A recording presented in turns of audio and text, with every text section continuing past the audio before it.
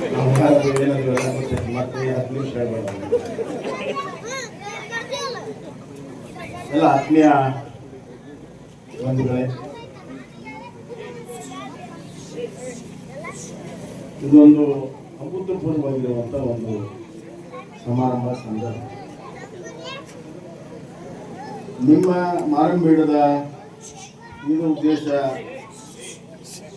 ಪ್ರಾಥಮಿಕ ಗ್ರಾಮೀಣ ಕೃಷಿ ಸಹಕಾರಿ ಸಂಘ 100 ವರ್ಷ ಇವತ್ತು ಪೂರೈಸಿದೆ. 100 ವರ್ಷ ಒಬ್ಬ ವ್ಯಕ್ತಿಗೆ ಆಗೋದು ದೊಡ್ಡ ಮಾತಲ್ಲ. ಅದರ ಒಂದು ಸಂಘಕ್ಕೆ, ಒಂದು ಸಂಸ್ಥೆಗೆ 100 ವರ್ಷ ಆಗುವಂಥದ್ದು ನಿಜವಾಗ್ಲೂ ಕೂಡ ನಡೆದು ಬಂದ ದಾರಿ ಎಷ್ಟು ತ್ಯಾಗ, ಬಲಿದಾನ ಮತ್ತು ಸಹಕಾರದಿಂದ ಇದನ್ನು ಹಿರಿಯರು ಕಟ್ಟಿದ್ದಾರೆ. ನಮ್ಮ ಹಿರಿಯರು ಯಾವ ಸಂಸ್ಕೃತಿಯನ್ನು ನಾವು ಬಿಟ್ಟು ಹೋಗಿದ್ದಾರೆ ಅಂತ ತೋರಿಸ್ಕೊಡುವಂಥ ಸಂದರ್ಭ ಇದು ಅಂತ ನಾನು ಭಾವಿಸ್ತೇನೆ. ಈ ಸಮಾರಂಭದಲ್ಲಿ ಈತಾನೆ ಬಂದು ನಮ್ಮ ಆಶೀರ್ವಚನ ಮಾಡಿರುವಂಥ ಶ್ರೀ ಶಂಕರನಾಥ ಮಹಾಸ್ವಾಮಿಗಳನ್ನು ನಮಸ್ಕರಿಸಿ, ಸದ್ಗುರು ಚನ್ನಬಸವಣ್ಣ ಮಹಾರಾಜರ ಪಾದಗಳಿಗೆ ನಮಸ್ಕರಿಸಿ, ಈ ಸಂಸ್ಥಾಪಕರಾದಂಥ ಹಿರಿಯರು ಆದಂಥ ಶ್ರೀ ಪ್ರಬಣ್ಣ ಗಂಜಿಗಟ್ಟಿಯವರನ್ನು ಅನುದಾನದಲ್ಲಿ ನಮಸ್ಕರಿಸಿ, ಅವರು ಸಹಕಾರ ಸಂಘವನ್ನು ಮಾಡುವಂಥ ಚಿಂತನೆ ಬಂದಂಥ ಆ ಗಳಿಗೆಗೆ ನಾನು ನಮಸ್ಕಾರವನ್ನು ಮಾಡ್ತೀನಿ.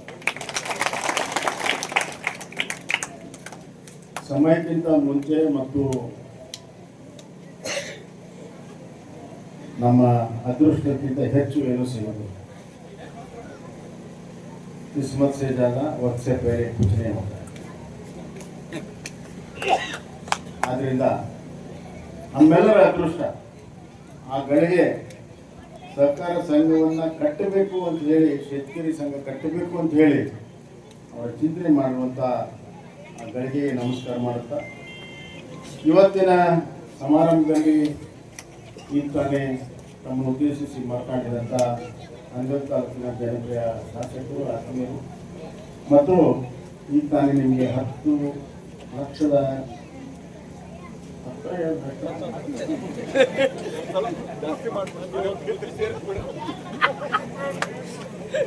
10 ಲಕ್ಷ ಕೊಡುವಂಥ ಒಂದು ವಾಗ್ದಾನವನ್ನು ಮಾಡಿರುವಂಥ ವಾಗ್ದಾನ ಕೊಡ್ತಾರೆ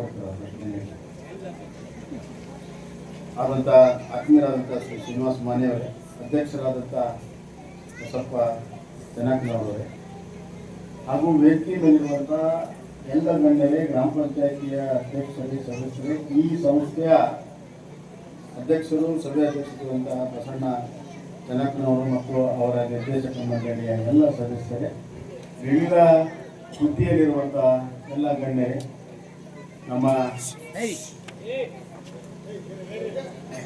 DCC ಬ್ಯಾಂಕಿನ ನಿರ್ದೇಶಕರಾದಂಥ ಸದಾನಂದ ಮುರಳಿಯವರೇ, ಕಟ್ಟೇಗೌಡ್ರೆ, ಪುಟ್ಟಪ್ಪ ನೆರೆಗರ್ ಅವರೇ, ಮಹೇಶ್ ಬಣಕಾರ್ ಅವರೇ, ವೀರಪ್ಪ ಜಾಡರವರೇ, ನಗಿನ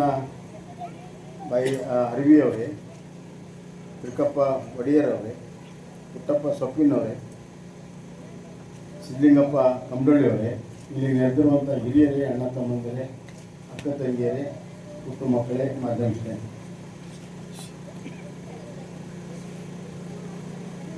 ಮನುಷ್ಯ ಸಹಕಾರಿ ಜೀವ. ಯಾರು ಒಬ್ಬಟ್ಟಿಗೆರಾಗಿ ಬಾಳೆ ಮಾಡೋಕ್ಕಲ್ಲ. ನಾವು ಒಂದು ಕುಟುಂಬದಲ್ಲಿ ಇರ್ತೀವಿ, ಒಂದು ಮನೆತನದಲ್ಲಿ ಇರ್ತೀವಿ, ಒಂದು ಊರಲ್ಲಿ ಇರ್ತೀವಿ, ನಾಡಿನಲ್ಲಿ ಇರ್ತೀವಿ, ದೇಶದಲ್ಲಿ ಇರ್ತೀವಿ, ಸಮಾಜದಲ್ಲಿ ಇರ್ತೀವಿ, ಒಂದು ಧರ್ಮಕ್ಕೆ ಸೇರಿದವರಾಗಿರ್ತೀವಿ. ಹಲವಾರು ರೀತಿಯಲ್ಲಿ ನಮ್ಮನ್ನು ಒಗ್ಗೂಡಿಸುವಂಥ ಒಂದು ಸತ್ಸಂಪ್ರದಾಯ, ಸಂಸ್ಕೃತಿ, ಸಂಸ್ಕಾರ ಪ್ರತಿಯೊಂದು ಮಾನವೀಯ ಒಂದು ಇತಿಹಾಸದಲ್ಲಿ, ಕೇವಲ ಭಾರತದಲ್ಲಿ, ಈ ವಿಶ್ವದಲ್ಲೇ ಇದೆ. ಮಾನವ ಸಂಘ ಜೀವಿ. ಮಾನವ ಸಂಘ ಜೀವಿ ಅಂದಾಗ ನಾವು ಆ ಸಂಘವನ್ನು ಯಾವ ರೀತಿ ನಾವು ಬೆಳೆಸ್ಕೊಳ್ತೀವಿ.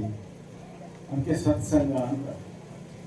ಸತ್ಸಂಗದಿಂದ ನಮ್ಮ ಬದುಕನ್ನು ನಡೆಸ್ಕೊಳ್ತೀವೋ ಇಲ್ಲವೋ, ಅಥವಾ ಸತ್ಸಂಗವನ್ನು ಬಿಟ್ಟು ಬೇರೆ ರೀತಿ ನಾವು ಬದುಕನ್ನು ನಡೆಸ್ತಾ ಇದ್ದೇವೆ ಅನ್ನುವಂಥದ್ದು ನಮ್ಮೆಲ್ಲರ ಮುಂದಿರುವಂಥ ಒಂದು ಪ್ರಶ್ನೆ. ನಮ್ಮ ಪ್ರಬಣ್ಣ ಗಂಜಿಗಟ್ಟಿಯವರು ಅತ್ಯಂತ ಸದುದ್ದೇಶದಿಂದ, ಸತ್ ವಿಚಾರದಿಂದ, ಸತ್ಯ ಕ್ರಿಯೆಯನ್ನು ಮಾಡಿ ಸನ್ಮಾರ್ಗದಲ್ಲಿ ಈ ಸಂಘವನ್ನು ಕಟ್ಟಿದ್ದಾರೆ. ಹೀಗಾಗಿ ಅವರು ತಮ್ಮ ಬದುಕಿನಲ್ಲಿ ಸತ್ಕಾರ್ಯವನ್ನು ಮಾಡಿ ಹೋಗಿದ್ದಾರೆ. ಸತ್ಕಾರ್ಯ ಮಾಡಿದವರ ಹೆಸರು ಅಜರಾಮರಾಗಿ ಉಳಿದಿದೆ. ಇವತ್ತು 100 ವರ್ಷದ ಪ್ರಯಾಣ ಸ್ವಲ್ಪ ಅಲ್ಲ ಅಂತ ನಾನು ಆಗಲೇ ಹೇಳಿದ್ದೆ. ಹಲವಾರು ಏಳುಬೀಳುಗಳಾಗಿತ್ತು. ಮಧ್ಯ ಸಹಕಾರಿ ಸಂಘದಲ್ಲಿ ಬಂಡವಾಳ ಇರಲಿಲ್ಲ. ಕೈಯಿಂದಲೇ ಬಂಡವಾಳ ಎಷ್ಟೋ ಸತಿ ಹಾಕಿ ಇದನ್ನ ಸಂಘವನ್ನು ನಡೆಸಿರುವಂಥದ್ದು ನನಗೆ ಸಂಪೂರ್ಣವಾಗಿ ನಂಬಿಕೆ ಇದೆ. ಅಂತ ಕಷ್ಟ ದಿನಗಳಿಂದ ಬಂದು 100 ವರ್ಷ ಪೂರೈಸಿದೆ. ಆದರೆ ನಮ್ಮ ಗ್ರಾಮೀಣ ಬದುಕು, ಈ ಸಂಘ ನಮ್ಮ ಗ್ರಾಮೀಣ ಬದುಕನ್ನ ಪ್ರತಿನಿಧಿಸುತ್ತೆ. 100 ವರ್ಷ ಆಗಿದೆ. ನಮ್ಗೆ ಬಹಳ ಸಂತೋಷ ಆಗಿದೆ. ಹಿರಿಯರನ್ನ ನೆನಪು ಮಾಡ್ಕೊಂಡಿದ್ದೀವಿ. ಆದರೆ 100 ವರ್ಷದಲ್ಲಿ ನಾವು ಎಷ್ಟು ಪ್ರಗತಿ ಸಾಧಿಸಬೇಕನ್ನುವಂಥ ಚಿಂತನೆ ನಮ್ದಿತ್ತು. ಅದು ಆಗಿಲ್ಲ ಅನ್ನುವಂಥ ಒಂದು ವಿಚಾರವನ್ನು ಕೂಡ ನಾವು ಈ ಸಂದರ್ಭದಲ್ಲಿ ಚಿಂತನೆ ಮಾಡಬಹುದು. ಮುಂದಿನ 10 ವರ್ಷ, 100 ವರ್ಷಗಳ ಮುಂದಿನ 10 ವರ್ಷದಲ್ಲಿ ನಮ್ಮ ಸಂಘ ಏನಿರಬೇಕು, ಏನು ಮಾಡಬೇಕು ಅನ್ನುವಂಥ ಒಂದು ಚಿಂತನೆ ಇವತ್ತಿನ ಯುವಕರಿಗೆ ಮತ್ತು ನಿರ್ದೇಶಕ ಮಂಡಳಿಯ ಸದಸ್ಯರು ಮಾಡಕ್ಕೆ ಶುರು ಮಾಡಿದರೆ, ಬೇರೆ ಬೇರೆ ಅದಕ್ಕೆ ವಿವಿಧ ಉದ್ದೇಶ ಅಂತಿದ್ದೇನೆ, ಬೇರೆ ಬೇರೆ ಉದ್ದೇಶಕ್ಕಾಗಿ ಸಂಘವನ್ನು ಬೆಳೆಸುವಂಥ ಕೆಲಸವನ್ನು ಮಾಡಿದರೆ ಬಹುತೇಕವಾಗಿ ಈ ಸಂಘ ಬಹಳ ಬಲಿಷ್ಠವಾಗಿ ಮುಂದಿನ 10 ವರ್ಷದಲ್ಲಿ ಆಗ್ತದೆ ಅಂತ ನಾನು. ನೀವೊಂದು ಛಲವನ್ನು ನೀವು ಮಾಡಿದರೆ 100 ವರ್ಷದಲ್ಲಿ ಆಗಿರೋ ಸಾಧನೆಯನ್ನು ನಾವು 10 ವರ್ಷದಲ್ಲಿ ಅದನ್ನು ಮಾಡಿ ತೋರಿಸ್ತೀವಿ ಅನ್ನುವಂಥ ಒಂದು ವಿಚಾರವನ್ನು ನಾವು ಇಟ್ಕೊಂಡ್ರೆ ಖಂಡಿತ ಸಾಧ್ಯ ಆಗ್ತದೆ. ಯಾಕಂದರೆ ಜಗತ್ತಿನಲ್ಲಿ ಏನಾದರೂ ಆಗಬೇಕಾದ್ರೆ 2 ಸತಿ ಆ ವಿಚಾರ ಆಗ್ತದೆ. ಒಂದು ನಮ್ಮ ಮನಸ್ಸಿನಲ್ಲಿ ಮಾಡಬೇಕನ್ನುವಂಥ ಒಂದು ಛಲ, ಆಮೇಲೆ ನಿಜವಾಗಿ ಮಾಡುವಂಥ. ಈ ಶತಮಾನದಲ್ಲಿ ಸ್ವಲ್ಪ ನಾವು ಸಿಂಹಾಲೋಕವನ್ನು ಮತ್ತು ಆತ್ಮಲೋಕವನ್ನು ಮಾಡಿದರೆ ಮುಂದಿನ 10 ವರ್ಷದ ನಮ್ಮ ಭವಿಷ್ಯ ಈ ಸಂಘದಿಂದ ಇಡೀ ಊರಿಗೆ, ರೈತರಿಗೆ, ದುಡಿಯೋ ವರ್ಗಕ್ಕೆ, ಎಲ್ಲ ಸಮುದಾಯಗಳಿಗೆ ಏನೆಲ್ಲ ಸಹಾಯ ಮಾಡ್ಬೋದು, ಮತ್ತು ಈ ಸಹಾಯ ಪಡೋದಕ್ಕೆ ಏನೆಲ್ಲ ಕಾರ್ಯಕ್ರಮಗಳು ಸರ್ಕಾರದಲ್ಲಿದ್ದಾವೆ, ಆ ಸರ್ಕಾರದ ಕಾರ್ಯಕ್ರಮಗಳ ಲಾಭವನ್ನೇ ಹೆಂಗೆ ಪಡ್ಕೋಬೋದು ಅನ್ನುವಂಥ ಚಿಂತನೆಯನ್ನು ತಾವೆಲ್ಲರೂ ಕೂಡ ಮಾಡಬೇಕಾಗುತ್ತೆ ಅನ್ನುವಂಥ ಮಾತನ್ನು ನಾನು ಹೇಳಕ್ಕೆ ಇಷ್ಟಪಡ್ತೀನಿ. ಕೆಲವು ಸಂಘಗಳು ಬಹಳ ಚೆನ್ನಾಗಿ ಕೆಲಸವನ್ನು ಮಾಡ್ತಾರೆ. ಕೆಲವು ಸಂಘಗಳು ನಾವು ಈಗ ಗೊಬ್ಬರ ಕೊಡುವಾಗ ಸಂಘ ಸಂಸ್ಥೆಗಳಿಂದ ಗೊಬ್ಬರ ಕೊಡಬೇಕು ಅಂತ ನಾವು ಚಿಂತನೆ ಮಾಡಿದಾಗ ಒಂದು ತಾಲೂಕಿನಲ್ಲಿ ಒಂದು 8 ಸಂಘಗಳು ಬಹಳ ಚೆನ್ನಾಗಿ ಅದನ್ನ ಉಪಯೋಗ ಮಾಡಿಕೊಂಡು ಆ 1.5-2 ತಿಂಗಳ ಅದರ ವ್ಯವಹಾರ ಮಾಡಿ ಸಾಕಷ್ಟು ಲಾಭವನ್ನು ಪಡ್ತಾರೆ. ಆದರೆ ಬಹಳ ಸಂಘಗಳಿಗೆ ಬಂಡವಾಳನೇ ಇರೋದಿಲ್ಲ ಅದು ತಗೊಳ್ಳೋದು, ರೈತರು ಕೊಡೋದು.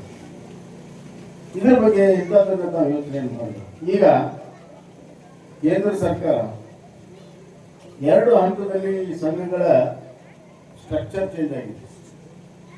ಕಡಿನಾಳ SS ಪಾಟೀಲ್ರು ಮೊದಲೇ ಸಂಘವನ್ನು ಕಟ್ಟಿದ್ರು.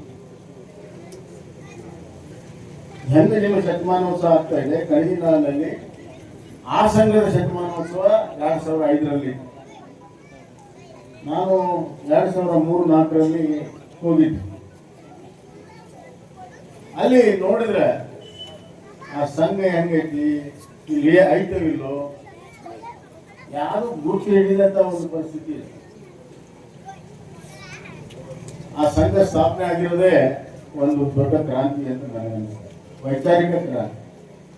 ಬ್ರಿಟಿಷರು ಆ ಸಂದರ್ಭದಲ್ಲಿ ಆ ಊರು ಗದಗಿನಿಂದ ಕಡಿನಾಳ ಮೇಲೆ ರೈಲ್ವೆ ಲೈನ್ ಹಾಕ್ತಿದ್ರು. ರೈಲ್ವೆ ಲೈನ್ ಹಾಕಬೇಕಾದ್ರೆ ಆ ಹೊರದಲ್ಲಿ ಹೋಗುತ್ತೆ ಅಂತೇಳಿ ಊರಿನ ಜನ ಅದನ್ನ ತಡೆ ಹಿಡಿದ್ರು. ಸಿದ್ದನಗೌಡರ ನೇತೃತ್ವದಲ್ಲಿ ಸುಮಾರು ದಿವಸ ಇವೆಲ್ಲ ಹೋರಾಟ ಆದ್ಮೇಲೆ ಆ ಬ್ರಿಟಿಷರ್ ಸಾಹೇಬರು ಬಂದ, ನಿಮ್ಮ ಊರಿಗೆ ನಾವು ಏನ್ ಹಾಕ್ತಾ ಇದ್ದೀವಿ ಅದ್ರ ಬಗ್ಗೆ ನಿಮ್ಗೆ ಏನ್ ಬೇಕು, ನಿಮ್ಮ ಊರಿಗೆ ಏನ್ ಬೇಕು ಹೇಳ್ರಿ, ನಾನು ಮಾಡಿಕೊಡ್ತೇನೆ ಅಂತ. ಅವಾಗ ಸಿದ್ದನಗೌಡರು ಹೇಳಿದ್ರು, ನಮ್ಮೂರಿಗೆ ಒಂದು ಶಾಲೆ ಬೇಕು, ಇನ್ನೊಂದು ಸಂಘ ಬೇಕು. ಹೀಗಾಗಿ ಮೊದಲನೇ ಸಂಘ ಏಷ್ಯಾ ಖಂಡದಲ್ಲಿ ಕಣಿನಾಳ ಗದಗ ತಾಲೂಕಿನ ರೋಡ್ ಕಣಿನಾಳಿನಲ್ಲಿ ಪ್ರಾರಂಭ. ಅಂದ್ರೆ ಆ ಅಜ್ಜನ ದೂರದೃಷ್ಟಿ ಎಷ್ಟಿತ್ತು, ಒಂದು ಶಾಲೆ ಒಂದು ಸಂಘ. ಅದನ್ನ ಮಾನ್ಯರು ಹೇಳಿದ್ರು, ಒಂದು ಊರಿಗೆ ಶಾಲೆ, ಆಸ್ಪತ್ರೆ ಮತ್ತು ಸಂಘ. ಅದು ನನಗೆ ನೆನಪು. 1905ನೇ ಇಸ್ವಿಯಲ್ಲಿ ಅದ್ರ ಬಗ್ಗೆ ಚಿಂತನೆಯನ್ನು ಮಾಡಿದ್ದಾರೆ ಅಂತಂದ್ರೆ ಹೆಂಗಿರ್ಬೋದು. ನಾನು ಹೋದಾಗ ಏನು ಕುರುವಿರ್ಲಿಲ್ಲ. ಅದಕ್ಕೆ ಮತ್ತೆ ಸೊಸೈಟಿಗೆ ಎಲ್ಲ ಅನುದಾನವನ್ನು ತಗೊಂಡು ಬಂದು ಸೊಸೈಟಿ ಕಟ್ಟಿ, ಆಫೀಸ್ ಕಟ್ಟಡ ಮಾಡಿ, ಗೋಡೌನ್ ಮಾಡಿ, ಎಲ್ಲ ಮಾಡಿ, ಆಮೇಲೆ ಎಸ್ ಎಸ್ ಪಾಟೀಲ್ ಮೂರ್ತಿ ಸ್ಥಾಪನೆ ಮಾಡಬೇಕು ಅಂತ ನಮ್ಗೆ ಅನಿಸ್ತು. ಅಲ್ಲಿ ಊರಿನ ಜನ ಅನಿಸ್ತು. ಯಾರು ಮುಂದೆ ಬರಲಿಲ್ಲ. ನಾನು ನೋಡಿದ್ದೆ, ಒಂದು 6 ತಿಂಗಳು ಬಿಟ್ಟೆ, ನೋಡೋದು ಯಾರು ಮಾಡ್ತಾರೆ. ಸರ್ಕಾರನೂ ಮಾಡಲಿಲ್ಲ, ಅಲ್ಲಿ ಲೋಕಲ್ ಲೀಡರ್ಸು ಮಾಡಲಿಲ್ಲ, ಯಾರು ಮಾಡಲಿಲ್ಲ. ಕಡೆಗೆ ಒಂದು ದಿವಸ ನಾನೇ ನಿರ್ಧಾರ ಮಾಡಿ ಒಂದು ಮೂರ್ತಿಯನ್ನು ಮಾಡಿಸಿ ಅದಕ್ಕೆಲ್ಲ ಕಟ್ಟಡವನ್ನು ಕಟ್ಟಿ ಮಂತ್ರಿಗಳನ್ನ ಕರೆದು ಉದ್ಘಾಟನೆ ಮಾಡಿಸಿದ್ವಿ. ಅವಾಗ ನನಗೆ ಅನಿಸ್ತದು, ಬಹುತೇಕವಾಗಿ ಇಂಥ ಒಂದು ಪವಿತ್ರ ಆತ್ಮ ಇರುವಂತ ಸಿದ್ದನಗೌಡರ ಮೂರ್ತಿ ಮಾಡುವಂತ ಸೌಭಾಗ್ಯ ನನಗೆ ಸಿಕ್ಕಿದೆ. ಅದಕ್ಕಾಗಿ ಯಾರು ಕೂಡ ಮಾಡೋಕ್ಕಾಗಿಲ್ಲ, ನನಗೆ ಅವಕಾಶ ಸಿಕ್ತು ಅಂತ ಹೇಳಿ ನಾನೇ ಪುಣ್ಯಾತ್ಮ ಅಂತ ನಾನು ತಿಳ್ಕೊಂಡೆ. ಇದರ ನಂತರ ಈ ಬ್ಯಾಂಕ್ಗಳನ್ನ, ಈ ಸಂಘಗಳನ್ನ ಬ್ಯಾಂಕ್ಗಳಾಗಿ ಮಾಡಿದವರು ಇನ್ನೊಬ್ಬರು ಎಸ್ ಎಸ್ ಪಾಟೀಲ್, ಮುಂಡ್ರಿಗೆ ಎಸ್ ಎಸ್ ಪಾಟೀಲ್. ಇವುಗಳ ಬ್ಯಾಂಕಿನ ಸ್ವರೂಪವನ್ನು ಅವರು ಕೊಟ್ಟರು. ಈಗ ಕೇಂದ್ರ ಸರ್ಕಾರ ಸಹಕಾರ ಇಲಾಖೆಯನ್ನ ತಂದಿದೆ, ಮೊನ್ನೆ ಇರಲಿಲ್ಲ. ಸಹಕಾರ ಇಲಾಖೆಯನ್ನ ಕಳೆದ 3 ವರ್ಷದ ಹಿಂದೆ ತಂದಿದ್ದಾರೆ. ಇವತ್ತಿನ ಗೃಹ ಸಚಿವರಾದ ಅಮಿತ್ ಶಾ ಅವರು ಅದರ ನೇತೃತ್ವ ವಹಿಸ್ತಾ ಇದ್ದಾರೆ. ಇಲಾಖೆಯ ಮಂತ್ರಿಗಳಿದ್ದಾರೆ. ಬಹಳ ದೊಡ್ಡ ಪ್ರಮಾಣದ ಬದಲಾವಣೆಯನ್ನ ತರಬೇಕು ಅಂತ ಹೇಳಿ ಅವರು ಪ್ರಯತ್ನವನ್ನು ಮಾಡ್ತಾ ಇದ್ದಾರೆ. ಪ್ರತಿ ಒಂದು ಗ್ರಾಮದಲ್ಲಿ ಒಂದು ಸಹಕಾರಿ ಸಂಘ ಇರಬೇಕು, ಮತ್ತೆ ಅದರ ಚಟುವಟಿಕೆ ದೊಡ್ಡ ಪ್ರಮಾಣದಲ್ಲಿ ಬೆಳಿಬೇಕು. ಈಗ ಉದಾಹರಣೆಗೆ ನಿಮ್ಮ ಸಂಘ ಒಂದು ಪೆಟ್ರೋಲ್ ಬಂಕ್ ಮಾಡ್ಬೇಕಂತಂದ್ರೆ ಅದಕ್ಕೆ ಎಲ್ಲ ಅವಕಾಶವನ್ನ ಮಾಡಿಕೊಡುವಂತ ಯೋಜನೆಯನ್ನು ಈಗಾಗಲೇ ಇದೆ. ನಿಮ್ಮ ಸಂಘ ನಿಮ್ಮ ಜಾಗ ಇತ್ತಂದ್ರೆ ನೀವು ಪೆಟ್ರೋಲ್ ಬಂಕ್ ಮಾಡ್ತೀರ ಅಂದ್ರೆ ಅದಕ್ಕೂ ಕೂಡ ಪರ್ಮಿಷನ್ ಕೊಡುವಂತ ವ್ಯವಸ್ಥೆ ಮಾಡುವಂಥದ್ದು ಇದೆ. ಅದೇ ರೀತಿ ವಿವಿಧ ವ್ಯವಹಾರಗಳನ್ನು ಮಾಡೋದಕ್ಕೆ ಅದರ ಸ್ವರೂಪವನ್ನು ಬದಲಾವಣೆಯನ್ನು ಮಾಡಿದ್ದಾರೆ. ಅದರ ಲಾಭವನ್ನ ಮಾರಿಮಠದ ಸಂಘ ತೆಗೆದುಕೋಬೇಕು ಅನ್ನುವಂಥ ಮಾತನ್ನು ಹೇಳ್ತೀವಿ.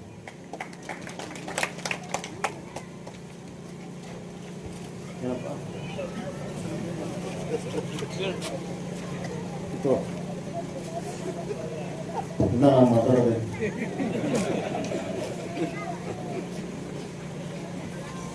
ಸರ್ಕಾರ ಬಹಳ ದೊಡ್ಡ ಕ್ಷೇತ್ರ ಇದೆ. ಮಹಾರಾಷ್ಟ್ರದಲ್ಲಿ ಮತ್ತು ಗುಜರಾತ್ ಸಹಕಾರ ಸರ್ಕಾರವನ್ನು ಆಳ್ತದೆ. ನನ್ನ ಮಾತು ಸ್ವಲ್ಪ ಲಕ್ಷ. ಅಲ್ಲಿ ಸಹಕಾರ ಸರ್ಕಾರವನ್ನು ಆಳ್ತದೆ, ಇಲ್ಲಿ ಸರ್ಕಾರ ಸಹಕಾರವನ್ನು ಆಳಲ್ಪಟ್ಟಿದೆ. ಇಷ್ಟೇ, ಅಲ್ಲಿ ಸಹಕಾರ ರಂಗ ಇಷ್ಟು ಪ್ರಬಲವಾಗಿ ಬೆಳೆದಿದೆ. ಅದರ ದುರ್ನಟ್ಟು ವಹಿಸುವ ಮುಂದೆ ಸರ್ಕಾರದಲ್ಲೂ ಕೂಡ ಲೀಡರ್ ಆಗ್ತಾರೆ, ಮುಖ್ಯಮಂತ್ರಿಗಳಾಗ್ತಾರೆ, ಮಂತ್ರಿಗಳಾಗ್ತಾರೆ. ಅಷ್ಟು ಪ್ರಬಲವಾಗಿ ಅಲ್ಲಿ ಸಹಕಾರ ಬೆಳೆದಿದೆ. ವಾರಣಾನಗರ ಅಂತ ಇದೆ, ನಾವು ಒಂದು ಹೋಗಿದ್ದೇವೆ. ವಾರಣಾನಗರದಲ್ಲಿ ಅಲ್ಲಿ ಚಾ ಕೊಡ್ಬೇಕು. ಚಾ ಅಂಗಡಿ ಇವಾಗ ಬಿಲ್ ಕೊಡಕ್ಕೆ ಹೋದಾಗ ಆ ಚಾ ಅಂಗಡಿ ಸರ್ಕಾರಿ ಸಂಘ ನಡೆಸುತ್ತೆ ಅಂತ ಗೊತ್ತಾಗ್ತದೆ. ಅಲ್ಲ, ಆಮೇಲೆ ನಮ್ಮ ಹುಡುಗರು ಮುಂದೆ ಹೋಗಿ ಪಾನ್ ತಗೊಂಡ್ರು. ಪಾನ್ ಅಂಗಡಿಯೂ ಸಹಕಾರ ಸಂಘಟನೆ ನಡೆಸುತ್ತೆ ಅಂತ ಏನು ಬಿಟ್ಟೇ ಇಲ್ಲ.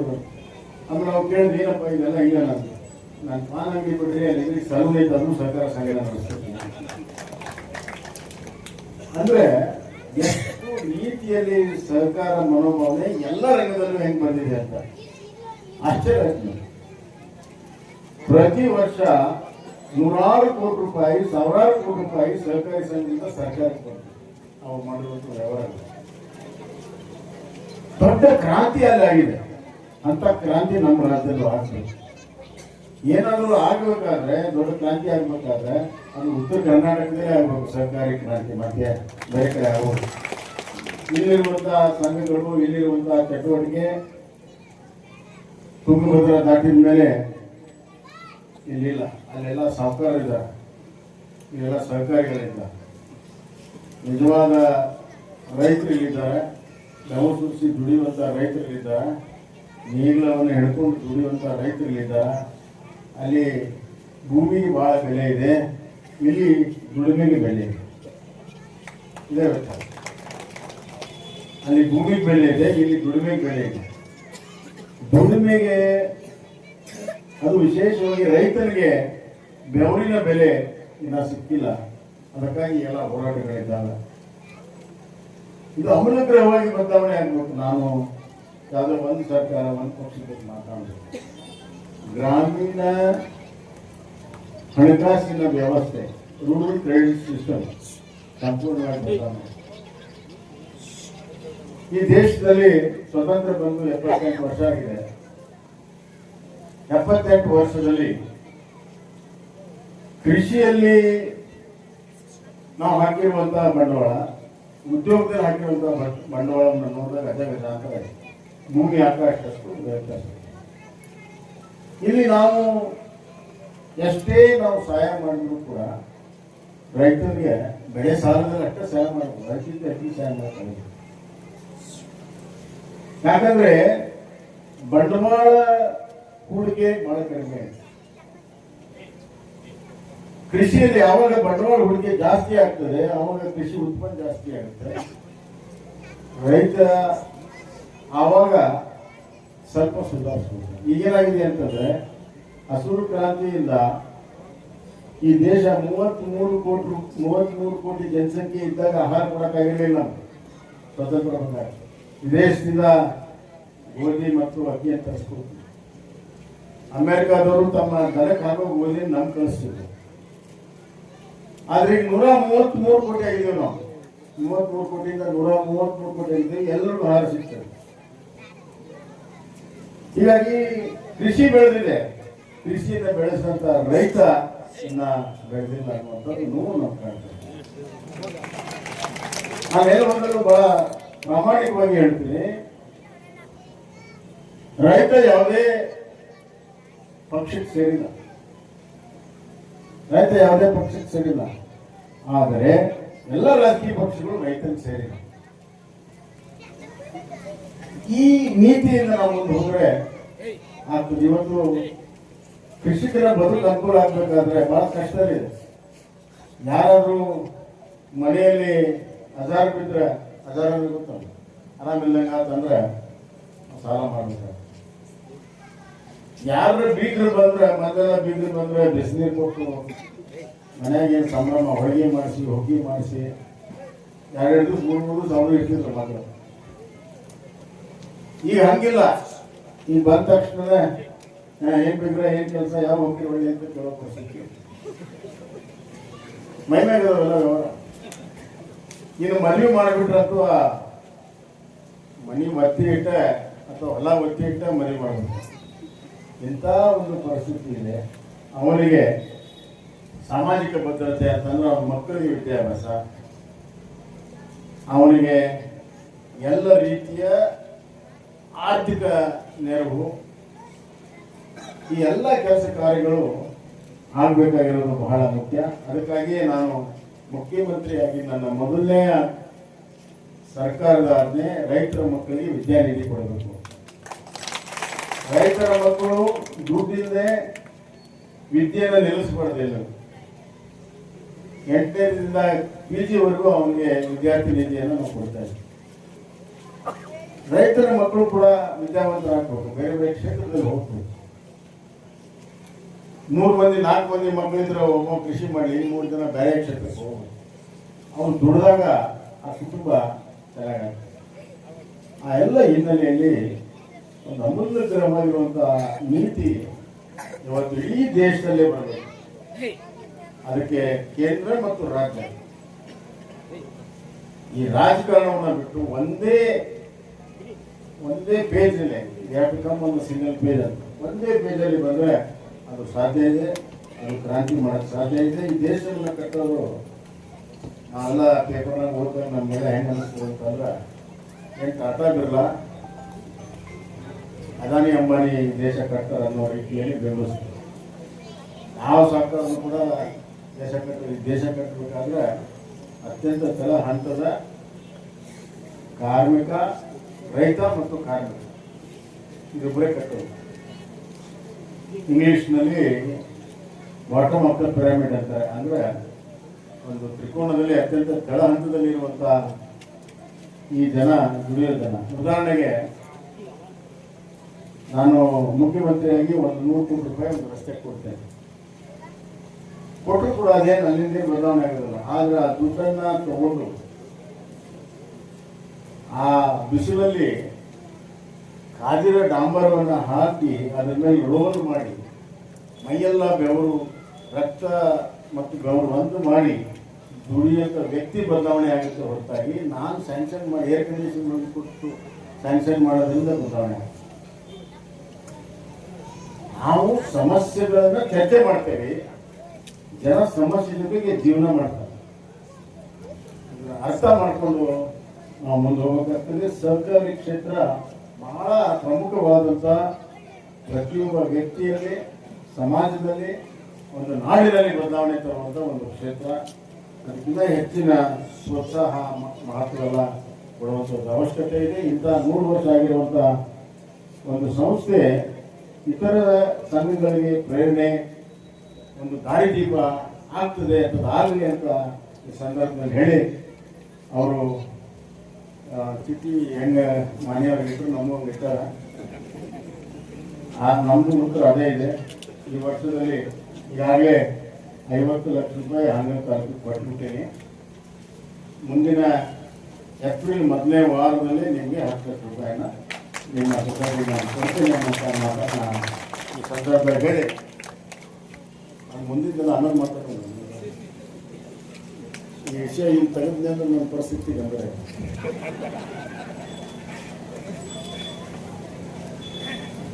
ನಾವು ನೀವು ಭಾಳ ಸಂತೋಷದಿಂದ ಆಚರಣೆ ಮಾಡಿದ್ವಿ. ಮತ್ತೊಮ್ಮೆ ಹಿರಿಯರಾದಂಥ ಪ್ರಬಣ್ಣ ಗಂಜಿಗಟ್ಟಿ ಅವರಿಗೆ ನಮ್ಮ ನಮಸ್ಕಾರಗಳನ್ನು, ನಮ್ಮ ಧನ್ಯವಾದಗಳನ್ನು, ನಮ್ಮ ಕೃತಜ್ಞತೆಗಳನ್ನು ಸಲ್ಲಿಸಿ, ಯಾವ ಉದ್ದೇಶಕ್ಕಾಗಿ ಅವರು ಪ್ರಾರಂಭ ಮಾಡಿದರೆ ಅದರ ಸಾರ್ಥಕತೆಗೆ ನನಗೊಂದು ವಿಶ್ವಾಸ ಇದೆ. ಮಾಣಿಬೀಳದ ಸೊಸೈಟಿ ಬಗ್ಗೆ ಆಗಲಿ, ಊರಿನ ಬಗ್ಗೆ ಆಗಲಿ, ಚನ್ನಬಸವಣ್ಣವರ ಒಂದು ಸಂಸ್ಕಾರ ಇಲ್ಲಿರೋದ್ರಿಂದ ಒಂದು ಒಗ್ಗಟ್ಟು, ಒಂದು ಹುರುಪು, ಹುಮ್ಮಸ್ಸು ನಿಮ್ಮಲ್ಲಿದೆ. ಇದು ಸ್ವಲ್ಪ ನಿಮ್ಮ ಸರಿಯಾದಂಥ ಒಂದು ಅಡ್ವೈಸನ್ನು ತಗೊಂಡು ಇದನ್ನು ಮಾಡಿದರೆ ಈ ಒಂದು ಸೊಸೈಟಿನ ಒಂದು ಮಾದರಿ ಸೊಸೈಟಿ ಇಡೀ ನಮ್ಮ ಜಿಲ್ಲೆಯಲ್ಲೇ ಮಾಡಬಹುದು ಅನ್ನುವಂಥ ವಿಶ್ವಾಸ ನನಗಿದೆ.